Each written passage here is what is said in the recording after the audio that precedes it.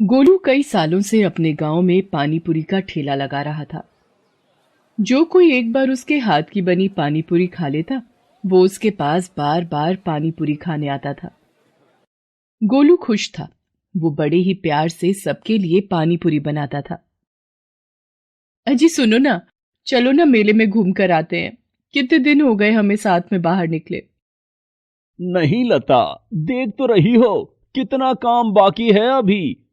पानी बनाना है, फिर पूरियां भी तो तलनी है। ओफो, ये सब तो रोज ही करते हो। एक दिन अगर आपका पानी पूरी का ठेला नहीं लगेगा तो लोग भूखे मर जाएंगे क्या? बताओ, कहते हैं औरतों को पानी पूरी से बहुत प्यार होता है। तुम अकेली हो जो पानी पूरी से इतना चिढ़ती हो। क्यों ना चिढ़ू? तुम ही बताओ, सुबह शाम बस पानी पूरी बनाने और बेचने में ही लगे रहते हो। मेरी तरफ जरा भी ध्यान नहीं देते। कितने दिनों से कह रही हूं कि मेला घुमा लाओ, लेकिन तुम हो कि सुनते ही नहीं हो। पता है मेला कल खत्म भी हो जाएगा। अच्छा भगवान, अब नाराज मत हो। चलो घुमा लाता हूं, पर वादा करो वापस आने के बाद मेरी मदद करोगी पानी पूरी बनाने में। हाँ हाँ कर दूंगी, बस अभी जल्दी चलो। गोलू अपनी पत्नी लता को लेकर मेले में चला जाता है। वो मेला हर साल गांव के बड़े मैदान में लगता था, जहां दूर दूर से आकर लोग अपनी दुकानें लगाते थे। गोलू भी मेले में अपना पानीपुरी का ठेला लगाना चाहता था, लेकिन इसके लिए जो किराया जाता था वो दे पाना गोलू के बस से बाहर था। मेले में पहुंचकर लता अपने लिए खरीदारी करने लगती है, लेकिन गोलू की नजर एक चाट की दुकान पर टिक जाती है। उस चाट की दुकान पर बहुत भीड़ लगी हुई थी। वो लता से कहता है, लता, पानी पूरी खाओगी क्या? क्या? यहां भी पानीपुरी? मुझे नहीं खानी। अच्छा ठीक है, तुम्हें अपने लिए जो खरीदना है खरीद लो, मैं बस अभी आता हूं। इतना कहकर गोलू उस चाट की दुकान पर जाता है। वो देखता है कि वहां चाट लेने के लिए पहले पैसे देकर टोकन खरीदना था। वो टोकन लेने के लिए लंबी लाइन में लग गया। कुछ देर बाद उसका नंबर आया तो उसने 10 रुपए का नोट आगे बढ़ाते हुए कहा, भैया, एक प्लेट पानी पूरी। इसमें तो एक ही गोलगप्पा आएगा भाई, 50 की प्लेट है। क्या कहा? 50 की? क्या लूट मचा रखी है भाई? पानी पूरी ही तो है। ये कोई ऐसी वैसी पानी पूरी नहीं है, दिल्ली का मशहूर ब्रांड है हमारा। हैं? पानी पूरी में भी कोई ब्रांड होता है क्या? अरे जैसे सब बनाते हैं वैसे ही तो बनाते होंगे ना। खुद ही देख लो, पानी के कितने सारे फ्लेवर हैं, और सबसे बड़ी बात, हाइजीन का बहुत ख्याल रखा जाता है यहाँ।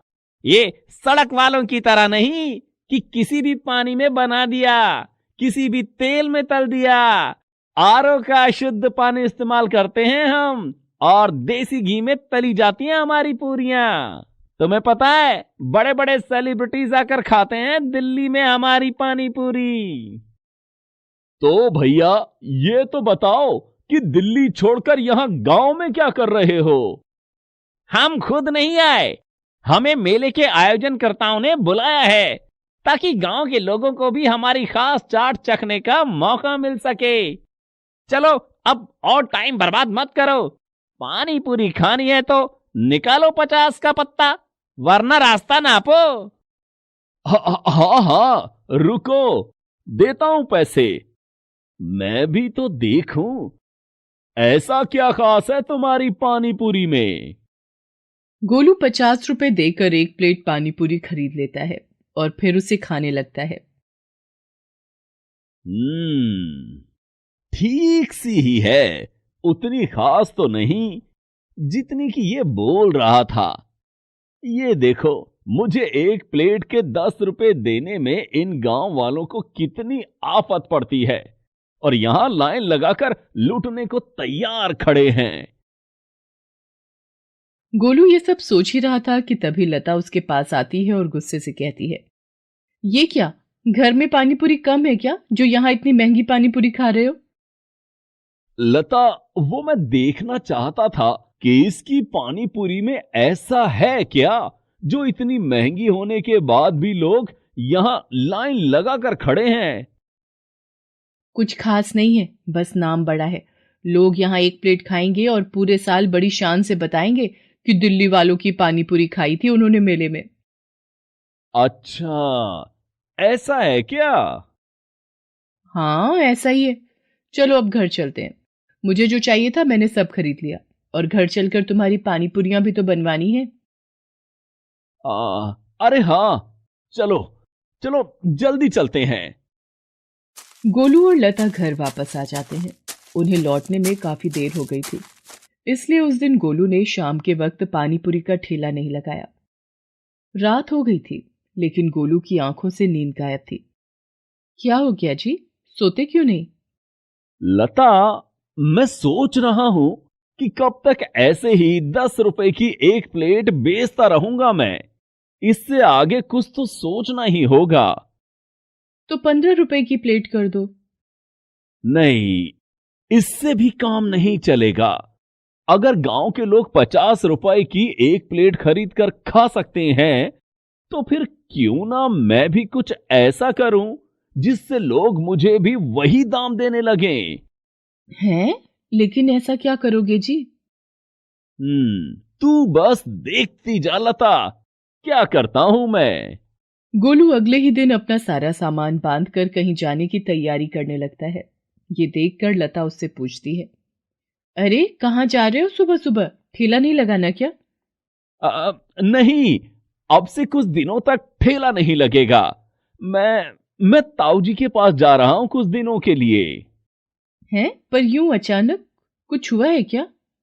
कुछ नहीं हुआ, बस तुझसे कोई मेरे बारे में पूछे तो बोलना कि मैं दिल्ली गया हूं पानी पूरी बनाना सीखने, समझी? लता गोलू का इशारा समझ गई थी। गोलू कुछ दिनों के लिए अपने रिश्तेदारों के घर चला जाता है। फिर कुछ दिनों के बाद, आइए आइए, दिल्ली वालों की मशहूर पानी पूरी खाइए। वो पानी पूरी जो बड़े बड़े लोग खाते हैं, आप भी खाइए और बड़े आदमी बन जाइए।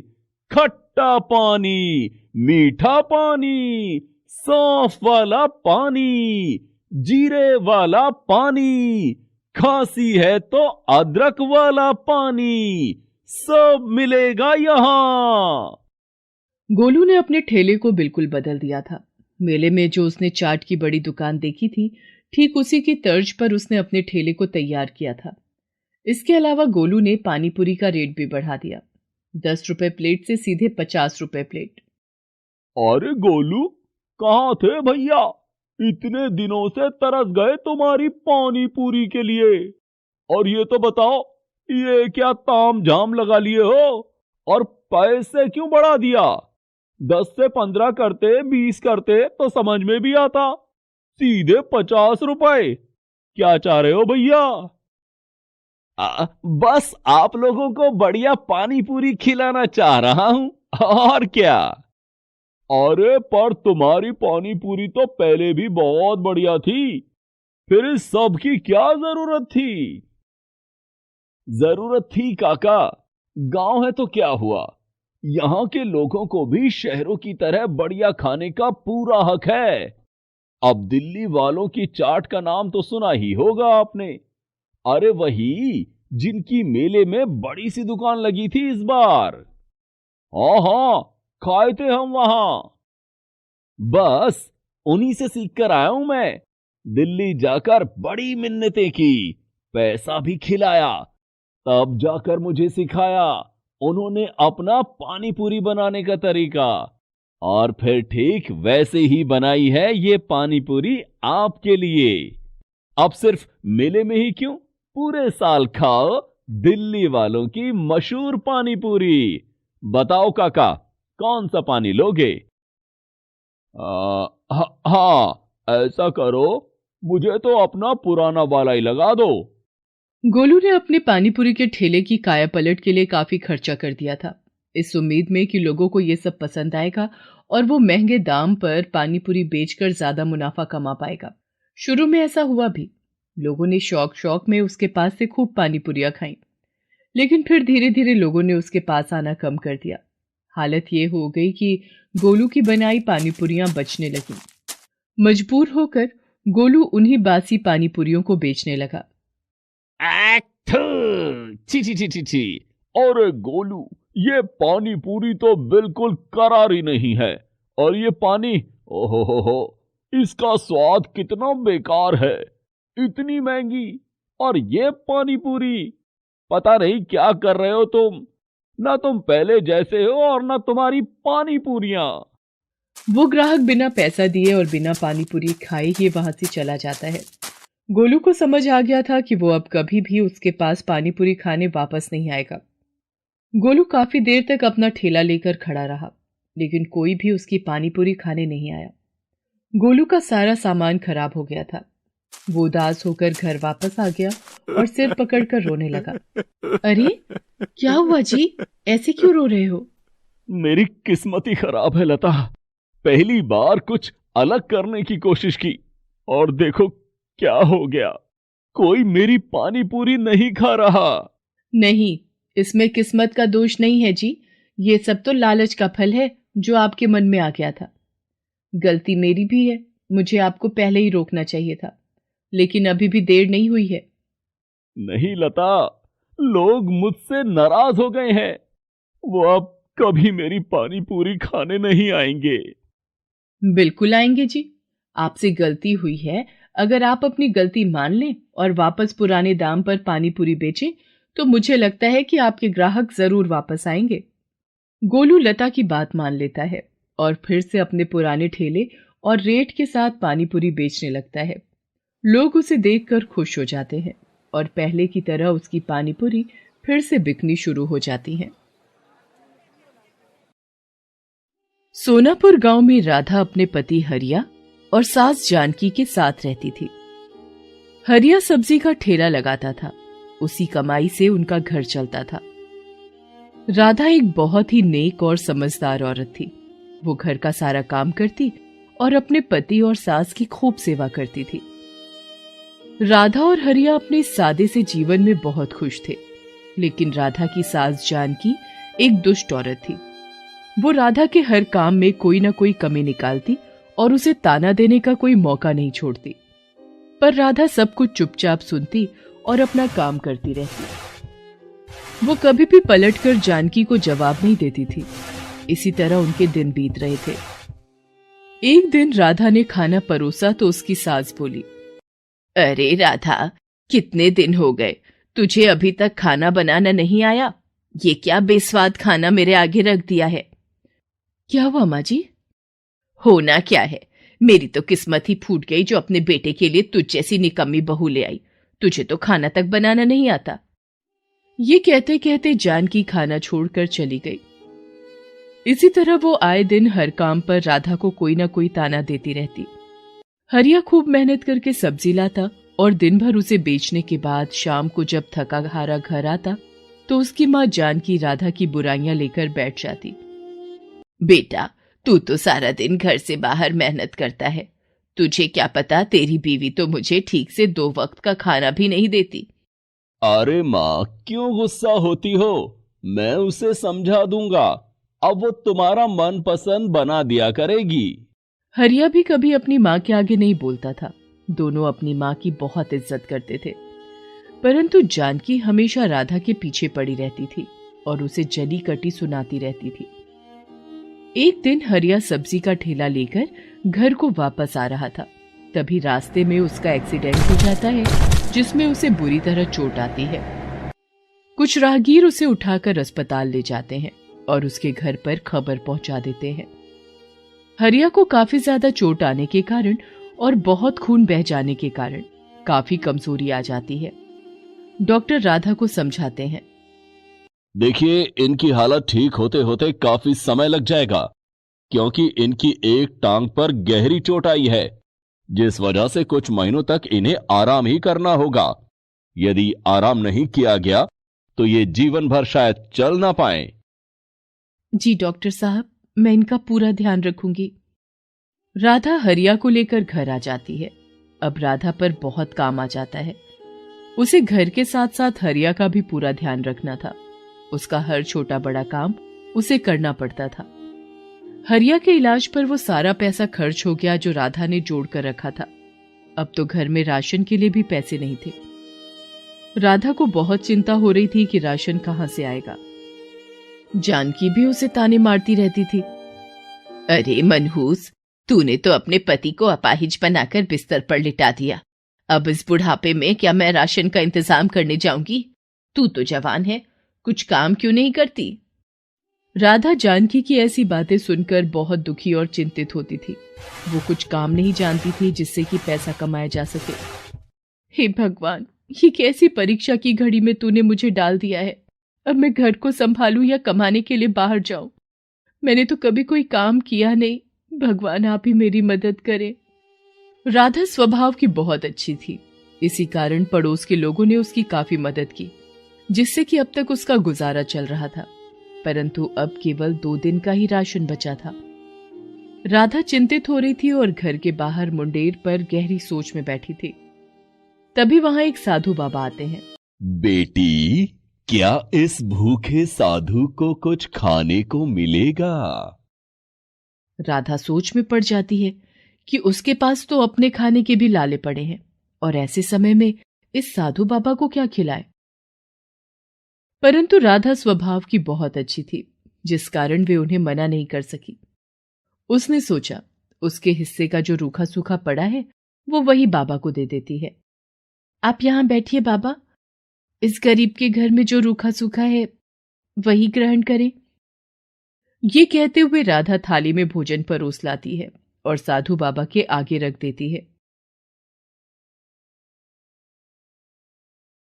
बेटी, मैं तुम्हारे चेहरे पर चिंता देख रहा हूं। मुझे बताओ, तुम्हें क्या कष्ट है? नहीं बाबा, कुछ नहीं। परंतु बाबा के बार बार पूछने पर राधा उन्हें अपनी सारी परेशानी बता देती है। मैं जानता हूं कि तुम बहुत परेशानी में हो, फिर भी तुमने मुझे भोजन खिलाया। तुम एक बहुत नेक औरत हो, इसीलिए मैं तुम्हारी मदद करना चाहता हूं। आप मेरी मदद कैसे करेंगे? साधु बाबा एक कपड़े सीने की मशीन राधा को देते हैं और कहते हैं, देखो बेटी, इस मशीन में जादू है जो तुम्हारी मदद करेगी। तुम इसे अपने पास रखना। तुम्हें जो भी सिलना आता है, तुम वही कपड़े सिलना शुरू करो। बाबा, मुझे तो केवल बच्चों के कपड़े सिलने आते हैं, परंतु मैं घर से बाहर नहीं जा सकती क्योंकि मुझे अपने पति का भी ख्याल रखना होता है। हाँ, मैं सब समझता हूं बेटी, तभी तो मैंने तुम्हें ये जादुई मशीन दी है जो तुम्हारी मुश्किल आसान कर देगी।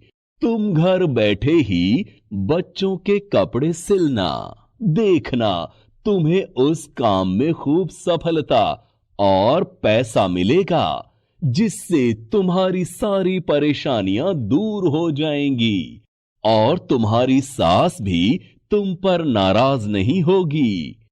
इस मशीन से कोई कपड़ा खराब नहीं बनेगा। तुम जो भी बनाओगी वो बहुत अच्छा बनेगा।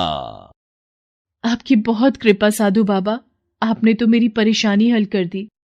अच्छा, अब मैं चलता हूं। तुम जल्दी अपना काम शुरू कर दो। ये कहते हुए साधु बाबा वहां से चले जाते हैं और राधा वो मशीन अपने कमरे में रख लेती है। अगले ही दिन से राधा बच्चों के कपड़े सिलने का काम शुरू कर देती है। आस पड़ोस में कुछ घरों के लिए वो कपड़े सिलती है जो कि सभी को बहुत पसंद आते हैं। अरे बहन, तुमने मेरी बेटी का जो फ्रॉक बनाया था वो मेरी सभी सहेलियों को बहुत पसंद आया। वो सब भी तुमसे कपड़े सिलवाना चाहती हैं। हाँ हाँ, क्यों नहीं, तुम उन्हें मेरे घर ले आना। इस तरह से राधा का काम सभी को बहुत पसंद आता है और उसके पास कपड़े सिलवाने वालों की भीड़ बढ़ती जाती है। बाबा के आशीर्वाद से राधा का काम खूब फलने फूलने लगता है। अब वो घर पर रहकर ही अपने पति का ध्यान भी रखती और कपड़े सिलने का काम भी करती है।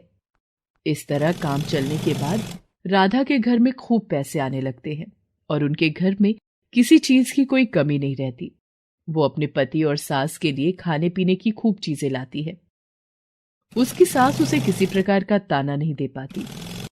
हरिया की तबीयत भी दिनों दिन ठीक होती जाती है और वो एक दिन राधा से कहता है, राधा, अब मेरी तबीयत काफी ठीक हो गई है। मैं भी तुम्हारे साथ तुम्हारे काम में मदद कर सकता हूं। तुमने मेरी इतनी सेवा की और मेरे घर माँ का भी ध्यान रखा, साथ साथ तुमने ये काम भी चलाया। मैं तुम्हारा शुक्रिया अदा करना चाहता हूं। ये सब बातें सुनकर राधा की सास भी शर्मिंदा हो जाती है और अपनी बहू से कहती है, बेटी, मुझे माफ कर दो।